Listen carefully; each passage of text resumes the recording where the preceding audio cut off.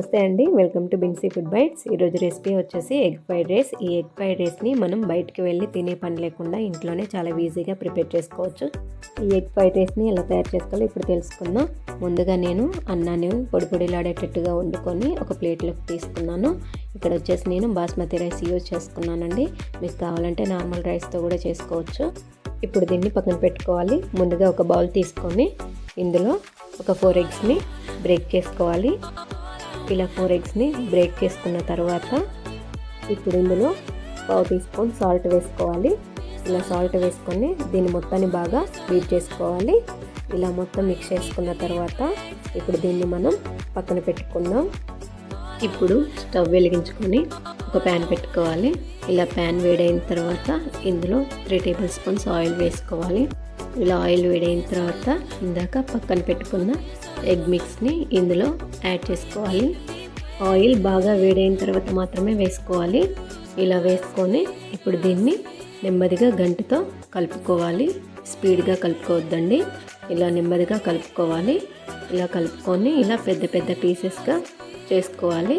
ఇప్పుడు వీటిని లైట్గా కలర్ వచ్చిన తర్వాత ఇప్పుడు వీటన్నిటిని మనము ఒక ప్లేట్లోకి తీసుకుందాం. ఇలా ప్లేట్లోకి తీసుకొని ఇప్పుడు పక్కన పెట్టుకోవాలి.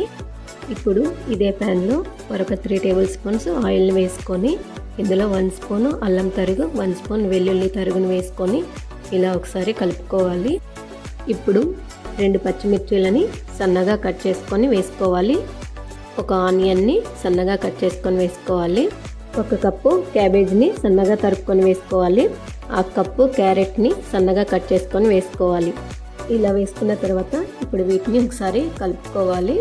ఇలా కలుపుకున్న తర్వాత ఇప్పుడు ఇందులో 1/4 టీ స్పూన్ సాల్ట్ వేసుకొని మరొక 2 సెకండ్స్ ఇలా కలుపుకోవాలి. ఇవి పచ్చిగానే ఉండాలండి, మరీ ఫ్రై చేసుకోవద్దు. ఇప్పుడు ఇందులో పక్కన పెట్టుకున్న రైస్ మొత్తాన్ని ఇందులో వేసుకోవాలి. ఇలా వేసుకున్న తర్వాత ఇప్పుడు దీన్ని ఒకసారి కలుపుకోవాలి. ఇలా మొత్తాన్ని కలుపుకోవాలి. ఇలా మొత్తం కలుపుకున్న తర్వాత ఇందులో 1 spoon green chilli sauce, 1 spoon red chilli sauce,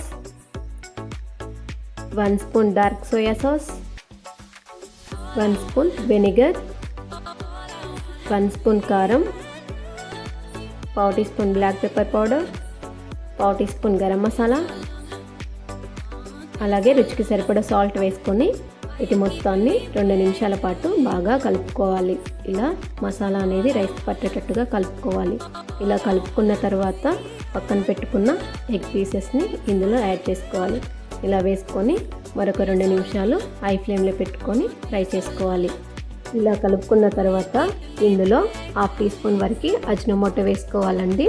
Ajinomoto వేసుకొని 2 నిమిషాలు కలుపుకోవాలి. బయట స్ట్రీట్ ఫుడ్లో అజినోమోటో వేస్తారండి. మీ దగ్గర ఉంటే వేసుకోండి, లేదంటే స్కిప్ చేయండి. ఇప్పుడు ఇలా కలుపుకున్న తర్వాత ఇందులో కొద్దిగా కొత్తిమీరని వేసుకొని ఇలా ఒకసారి కలుపుకోండి. ఇలా 1 నిమిషం పాటు కలుపుకొని ఇప్పుడు ఇందులో స్ప్రింగ్ ఆనియన్స్ని చల్లుకోండి. ఇలా చల్లుకొని ఒకసారి దీని మొత్తాన్ని కలుపుకొని స్టవ్ ఆఫ్ చేసుకోండి. ఇప్పుడు ఇది మనకి రెడీ అయిపోయింది. దీని మొత్తాన్ని ఒక ప్లేట్లోకి తీసుకోవాలి. అంతేనండి, ఎంతో టేస్టీగా ఉండే ఎగ్ ఫ్రైడ్ రైస్ రెడీ అయిపోయింది. మీకు కనుక ఈ వీడియో నచ్చినట్లయితే లైక్ చేయండి, షేర్ చేయండి, సబ్స్క్రైబ్ చేసుకోండి. మళ్ళీ నెక్స్ట్ వీడియోలో కలుద్దాం. బాయ్ అండి.